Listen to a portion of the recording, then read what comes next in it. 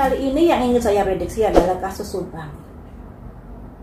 Di kasus Subang ini saya kecewa banget loh ya, kecewa banget sekali. Kenapa sih OOJ tidak disidangkan? Ataukah sudah disidangkan tertutup? Kenapa tertutup? Padahal ini kasus sudah hampir 3 tahun lagi. Netizen banyak sekali kecurigaan dan lain sebagainya yang masih belum terjawabkan. Inilah yang membuat saya kecewa banget. Ada apakah dengan kasus Subang ini? Siapakah yang bisa mempertahankan kasus ini hingga hampir 3 tahun? Nah, itu yang harus kalian pikirkan. Kenapa kasusnya begitu ribet meliwet? Padahal dari OOJ-nya ini bisa kok dicari petunjuk siapa pelakunya, nggak usah ribet-ribet kayak begini. Karena apa?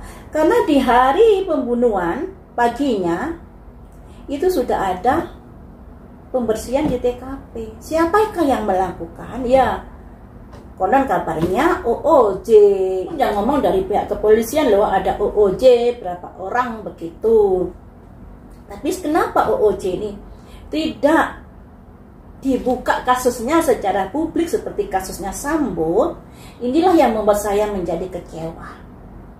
Harusnya kalau pihak kepolisian yang terkait ingin nama baiknya selalu harum, tentunya harus melakukan sidang terbuka untuk OOJ sehingga tidak membuat kita negatif thinking pada oknum-oknum tertentu di kasus ini.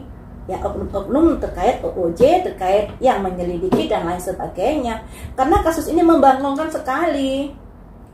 Hari tanggal 19 setelah pemakaman Ibu Tuti dan Amel, kemudian ada penyidik yang telepon Kades untuk mendampingi Yoris mengambil mobil Yaris. Seandainya Pak Yosef dan Pak Mulyana tidak bisa mendampingi Yoris.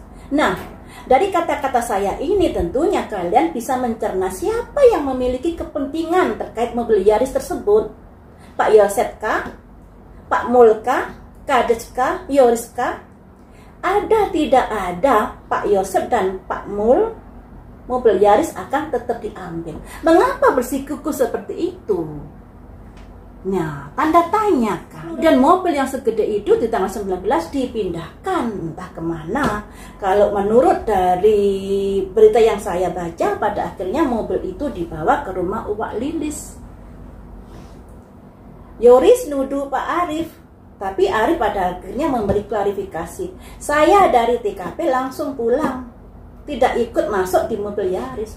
Nah, kenapa Yoris mau menunjuk, maksudnya kenapa Yoris menunjuk hidungnya Arief? Nah, disinilah juga menjadi tanda tanya besar. Siapakah yang salah di sini? Siapakah yang dilindungi di sini? Siapakah yang dijadikan kambing hitam di sini? Di sini masih menjadi muter-muler hingga saat ini. Padahal kasus ini sebenarnya gampang dipecahkan dari OOJ. Kuncinya di OOJ. Mengapa OOJ mau membantu kasus ini menjadi buram? Siapakah yang menyuruhnya? Apakah Pak Yosef yang nggak punya duit? Apakah Yoris yang orang sipil? Nah, tanda tanya kan, ada apa dengan kasus ini? Pastinya ada orang besar yang membackup kasus ini, sehingga kasus ini bisa bertahan hampir 3 tahun lebih. Kalau cuma sekedar orang sipil, gampang keciduk teman-teman. Nggak peduli dia punya uang banyak, gampang keciduk. Tapi kalau yang membackup adalah orang yang wow, yang punya kekuasaan, yang punya ini, yang punya wewenang dan sebagainya, tentunya bawah-bawahnya, orang-orang yang di bawahnya pasti ciut untuk melawannya. Saya rasa seperti itu. Kemudian di sini akan saya prediksi, mengapa kasus OOJ tidak terbuka, tidak dibuka secara publik. Apa alasannya? Pakai kartu yang mana ya? Pakai kartu yang ini saja. Alasan OOJ tidak dibuka secara publik, kenapa?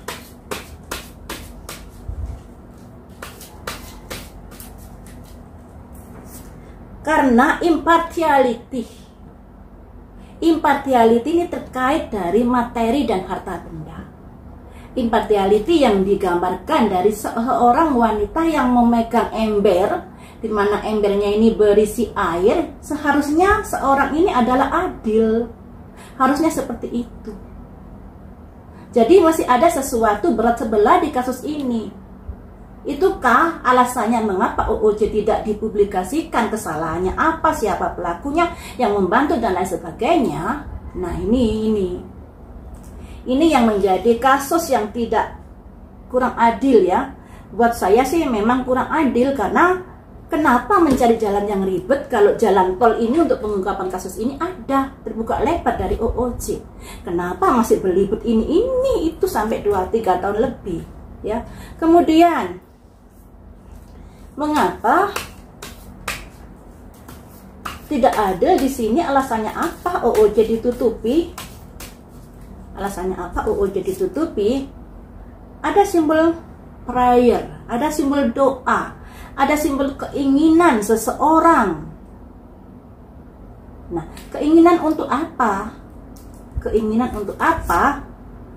Yang ada kaitannya dengan orang besar dan orang kecil.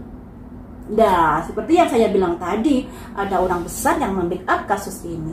Orang besar bergandengan tangan dengan orang kecil, bekerja sama dengan orang kecil, bekerja sama dengan orang yang di bawah-bawahnya. Ini loh ya. Ada simbol fikat, sentuhan tangan, bergandengan tangan. Aduh, jadi ya ribet kalau sudah seperti ini. Kemudian teman-teman, kita gali lagi. Ada simbol bergandengan tangan. Bergandengan tangan ini sebenarnya terkait dengan kasus apa?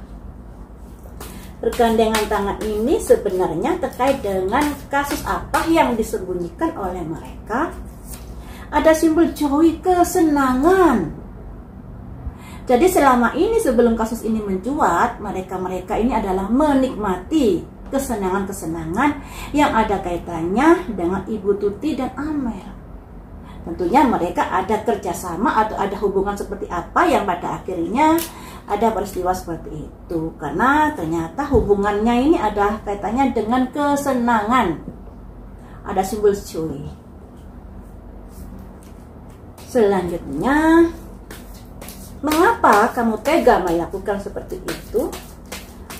Untuk apa kamu tega melakukan seperti itu? Untuk balance. Oh, jadi pelaku-pelaku ini merasa tidak mendapatkan porsinya, merasa diperlakukan tidak adil oleh kedua korban. Makanya di sini ada simbol balance, ada ketersinggungan juga, ada sakit hati juga, karena di sini ada simbol balance. Kemudian di bawah-bawahnya ada orang cemberut, ada iri dengki, seperti itu. Merasa tidak ada kesetaraan. Selanjutnya, kesetaraan dalam hal apakah yang dimaksud di sini? Rilis, teman-teman. Yang pada akhirnya ada simbol melampiaskan. Ada simbol rilis, juga ada simbol batu nisan yang gede-gede. Nah, disinilah yang membuat terjadi peristiwa malam itu. Karena Ibu Tuti dan Amel sudah mengusik kesenangannya, sudah mengusik harapannya, sudah mengusik impiannya, yang sehingga pelaku ini merasa kamu tidak adil dalam hal ini. Kemudian marahlah mereka, yang pada akhirnya terlampiaskan di malam itu. Jadi ini ada kaitannya dengan kesenangan. Tentunya kesenangan itu adalah kesenangan duniawi, bisa macam-macam ya teman-teman. Kalau dari merujuk prediksi saya yang dulu, terkait dari keuangan bisa, terkait dari yayasan bisa, juga terkait dari asmara juga bisa.